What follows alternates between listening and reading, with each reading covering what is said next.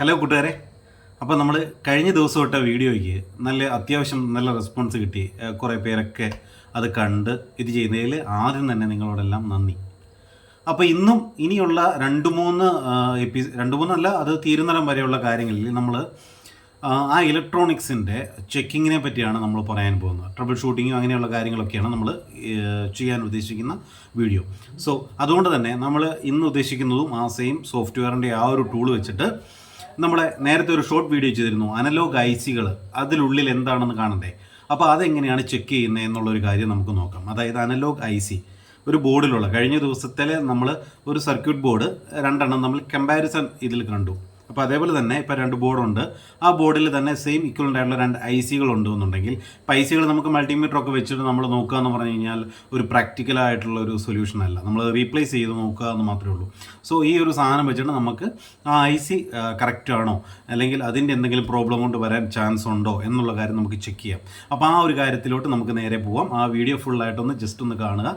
അപ്പോൾ ഇതിന് ശേഷം നമുക്ക് അടുത്ത വീഡിയോയിൽ നമുക്ക് കപ്പാസിറ്ററുകൾ റിയൽ ടൈം കപ്പാസിറ്റർ ചെക്ക് ചെയ്യുന്ന എങ്ങനെയാണെന്ന് കണ്ടിട്ടുണ്ടോ? അതായത് ശരിക്കും കപ്പാസിറ്ററിൻ്റെ ചാർജിങ് ഡിസ്ചാർജിങ് ആണ് ശരിക്കും പറഞ്ഞാൽ മൾട്ടിമീറ്ററോട് നോക്കുന്നത്. അതല്ലാതെ ഏറ്റവും വലിയൊരു പാരാമീറ്റർ നമ്മൾ കപ്പാസിറ്ററിലൂടെ ഈ ഒരു കാര്യം വെച്ചിട്ട് നമുക്ക് കണ്ടുപിടിക്കാൻ സാധിക്കും. ഓക്കെ, അത് അടുത്ത വീഡിയോയിൽ ചെയ്യാം. അതുപോലെ തന്നെ ട്രാൻസിസ്റ്ററുകളുടെ ചെക്കിങ്, IGBTകളുടെ ചെക്കിങ്ങും അതുപോലെ തന്നെ പല ഡിഫറെൻറ്റ് ടൈപ്പ് കമ്പോണൻറ്റുകളുടെ ചെക്കിങ് എല്ലാം നമുക്ക് ഓരോരോ വീഡിയോസായിട്ട് നമുക്ക് നോക്കാം. അപ്പോൾ ഹലോ കൂട്ടുകാരെ, നമ്മൾ ഇന്നലെ എടുത്ത പോലെ തന്നെ വേറൊരു രണ്ട് ബോർഡ് നമ്മൾ ഇതിൻ്റെ അകത്ത് എടുത്തു വെച്ചിട്ടുണ്ട്. രണ്ടും ഇക്വലൻ്റ് ആയിട്ടുള്ള രണ്ട് ബോർഡുകളാണ്. അതിൻ്റെ അകത്ത് നമുക്ക് രണ്ട് അനലോഗ് ഐസികൾ കാണാം. അപ്പം ഐസിയുടെ പ്രശ്നം കണ്ടുപിടിച്ചതിന് ശേഷം ഞാൻ ഐസി മാറ്റിയ ഒരിത് ഇവിടെ കാണാൻ പറ്റും. ഈ ഐസി ഞാൻ മാറ്റിയതാണ്, പക്ഷേ ഇക്വലൻ്റ് അല്ല, ഒരു സെയിം. അതായത് ഇതൊരു ക്വാഡ് ഒപ്പാം ഐസി ആണ്. അപ്പം ക്വാഡ് ഒപ്പാം കോൺഫിഗറേഷൻ ഉള്ള ഒരു ഐസി ഇവിടെ പ്ലേസ് ചെയ്തതാണ്. ഇതേപോലെ നമ്മുടെ സോഫ്റ്റ്വെയർ ടൂൾ ഇവിടെ റെഡി ആയിട്ട് വെച്ചിട്ടുണ്ട്. ഈ സോഫ്റ്റ്വെയർ ടൂളിനെ പറ്റി ജസ്റ്റ് ഒന്നും കൂടെ ആദ്യത്തെ എപ്പിസോഡ് ആദ്യത്തെ ആ ഒരു ഇത് കാണാത്തവർക്ക് ഒന്നും കൂടെ പറയാം. ഇത് ശരിക്കും പറഞ്ഞാൽ ഒരു ഗ്രാഫാണ്, VI ഗ്രാഫ്. നമുക്കൊരു സെമി കണ്ടക്ടർ ഡിവൈസ് എടുത്തു കഴിഞ്ഞാൽ അതിൻ്റെ അകത്തൊരു VI ക്യാരക്ടറിസ്റ്റിക്സ് ആണ് ഏറ്റവും കൂടുതൽ ഇമ്പോർട്ടൻ്റ്. അത് വോൾട്ടേജും കറണ്ടും തമ്മിലുള്ള ആ ഒരു ഗ്രാഫ് നമുക്ക് വരും. നമ്മൾ ഡയോഡൊക്കെ നമ്മൾ പഠിച്ചിട്ടുള്ളപ്പം കണ്ടിട്ടുണ്ട്, അതിനൊരു VI ഗ്രാഫ്, ഇങ്ങനെ വരുന്ന ഒരു VI ഗ്രാഫ്. അപ്പോൾ അതേപോലെ ഒരു ഗ്രാഫിക്കൽ പ്ലോട്ടിംഗ് ആണിത്. അതേപോലെ തന്നെ ഇതിൻ്റെ ഇക്വലൻ്റ് സർക്യൂട്ട് കാണിക്കുന്ന രണ്ട് പോർഷനാണ്, റെഫറൻസും അതേപോലെ തന്നെ നമ്മൾ ടെസ്റ്റ് ചെയ്യേണ്ട ആ ഒരു ഇതും കാണിക്കും. അപ്പം ഇവിടെ അതിൻ്റെ പറ്റിയുള്ള കുറച്ച് ചാനൽ 1 ചാനൽ 2 എന്നൊക്കെ പറഞ്ഞിട്ടുള്ള കാര്യങ്ങൾ കൊടുത്തിട്ടുണ്ട്. അത് കമ്പാരിസൺ മെത്തേഡ് ആണെങ്കിൽ നമുക്ക് കമ്പാരിസൺ ചൂസ് ചെയ്യാം. അതല്ലാതെ കപ്പാസിറ്റർ ടെസ്റ്റ് ആണെങ്കിൽ അങ്ങനെ ചെയ്യാം. ട്രാൻസിസ്റ്റർ ആണെങ്കിൽ അങ്ങനെ TT IGBT ഇങ്ങനെയുള്ള കുറേ കോൺഫിഗറേഷൻ സെറ്റ് ചെയ്യുന്ന കാര്യങ്ങളുണ്ട്. അതേപോലെ തന്നെ ഇവിടെയും കുറേ കോൺഫിഗറേഷൻ ഉണ്ട്. ഇതൊക്കെ ഞാൻ പിന്നീട് ഓരോരോ എപ്പിസോഡിൽ പറഞ്ഞുതരാം. അപ്പോൾ ഇന്ന് നമുക്ക് ഇതിൻ്റെ ഐസി ചെക്ക് ചെയ്യുന്ന കാര്യത്തെപ്പറ്റി നമുക്ക് നോക്കാം. ലാപ്ടോപ്പ് റെഡിയാക്കി ആ സോഫ്റ്റ്വെയർ നമ്മൾ ഓണാക്കി വെച്ചു.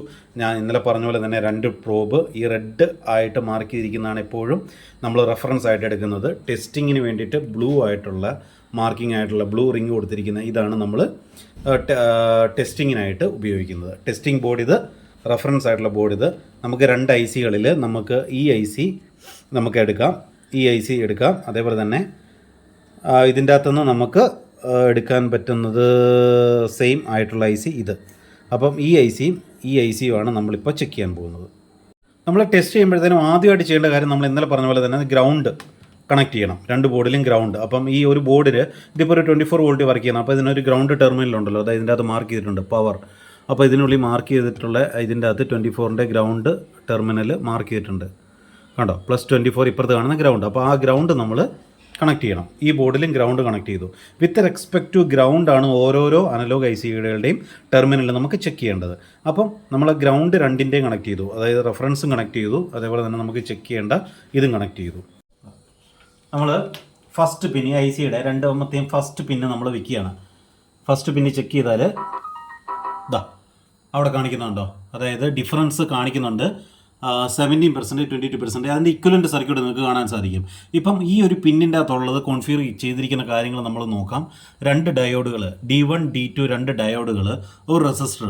അതിൻ്റെ വാല്യൂ നോക്കുക. റെസിസ്റ്ററിൻ്റെ വാല്യൂ ചെറിയ രീതിയിൽ ഫ്ലക്ച്വേറ്റ് ആയി 800 ആ രീതിയിൽ ഫ്ലക്ച്വേറ്റ് ആകുന്നുണ്ട്. D1ൻ്റെ വാല്യൂ കാണിക്കുന്നുണ്ട് 1.35 വോൾട്ട്. റെഫറൻസ് ആണെന്ന് ഞാൻ പറഞ്ഞ് നോക്കണം. D2 0.3 വോൾട്ട് കാണിക്കുന്നുണ്ട്. ഇപ്പുറത്ത് നോക്കുക. ഇപ്പുറത്ത് ഈ 28% ഡിഫറൻസ് കാണിക്കുന്നുണ്ട്. പക്ഷേ അതിൽ നോക്കുക, ഒരു റെസിസ്റ്റർ ആബ്സെൻ്റ് ആണ്. രണ്ട് ഡയോഡുകൾ മാത്രമേ കാണുന്നുള്ളൂ, ഒരു റെസിസ്റ്റർ ആബ്സെൻ്റ് ആണ്. അതായത് നമ്മൾ റെഫറൻസ് എടുത്തതിൽ ഒരു 3 കമ്പോണൻറ്റ് കാണുന്നുണ്ട്, രണ്ട് ഡയോഡും ഒരു റെസിസ്റ്ററും. പക്ഷേ ഇപ്പുറത്തെ ഇതിൽ റെസിസ്റ്റർ നമുക്ക് കാണാനില്ല. ഓക്കെ,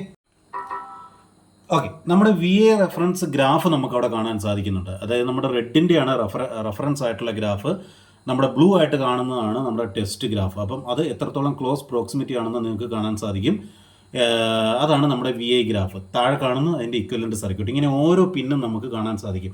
നോർമലി ഒരു അനലോഗ് ഐ സിയിലുള്ള കമ്പോണൻറ്റുകൾ എന്ന് പറഞ്ഞാൽ ഡയോഡുകൾ, റെസിസ്റ്ററുകൾ, ട്രാൻസിസ്റ്ററുകൾ, അങ്ങനെയൊക്കെയുള്ള കമ്പോണൻസുകളൊക്കെയാണ് മെയിനായിട്ട് അതിൻ്റെ അകത്ത് വരിക. അപ്പോൾ അതിൻ്റെ വാല്യൂസും അത് സീരീസ് ആയിട്ടുള്ളതാണെങ്കിൽ അങ്ങനെ അത് മിസ്സിംഗ് ആണോ, ഇപ്പോൾ ഈ ഒരു പോയിന്റിൽ പറഞ്ഞിരിക്കുന്ന പോലെ തന്നെ അതിൻ്റെ അകത്ത് റെസിസ്റ്റർ മിസ്സിംഗ് ആണ്. ആ റെസിസ്റ്റർ മിസ്സിംഗ് ആയതുകൊണ്ട് തന്നെ എന്ത് കാണിക്കും, ആ സർക്യൂട്ട് അല്ലെങ്കിൽ ആ ഐ സിയുടെ പ്രോപ്പർ ഫങ്ഷണാലിറ്റി നടക്കാതെ വരും.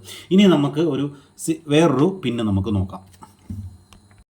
നോക്കുക, ഈ ഒരു പിന്ന് നോക്കുക നമുക്കിനി. ഓക്കെ, ഈ ഒരു പിന്നിൽ നമുക്ക് നോക്കിയാൽ അതിൽ നോക്കുക ഡിഫറൻസ് 1% ഇപ്പോൾ 0 വന്നിട്ടുണ്ട്. സോ അത് ഇക്വലൻ്റ് ആണ്. അതായത് രണ്ടും റെഫറൻസും അതേപോലെ തന്നെ ടെസ്റ്റും തമ്മിൽ യാതൊരു വ്യത്യാസവും ഇല്ല. അതായത് രണ്ടും ഇക്വലൻ്റ് ആണ്. നമ്മുടെ ഗ്രാഫ് നോക്കിയാൽ സ്ട്രെയിറ്റ് ആൻഡ് ലൈനായിട്ട് കാണാൻ പറ്റും. അതായത് ക്ലോസ് പ്രോക്സിമിറ്റി കാണുന്നുണ്ട്. അതാണ് ആ ഡിഫറൻസ് 0 കാണിക്കുന്നതായിരുന്നത്. ഇങ്ങനെയാണ് നമ്മൾ അനലോഗ് ഐ സികൾ ചെക്ക് ചെയ്യുന്നത്. ഓരോരോ പിൻസും നമുക്ക് ഇതേപോലെ ചെക്ക് ചെയ്യാൻ സാധിക്കും. ആ പിന്നിൽ ആകെയുള്ള റെസിസ്റ്റർ മാത്രമേ ഉള്ളൂ. ആ റെസിസ്റ്ററിൻ്റെ വാല്യൂ അവിടെ ഷോ ചെയ്യുന്നുണ്ട്. താങ്ക്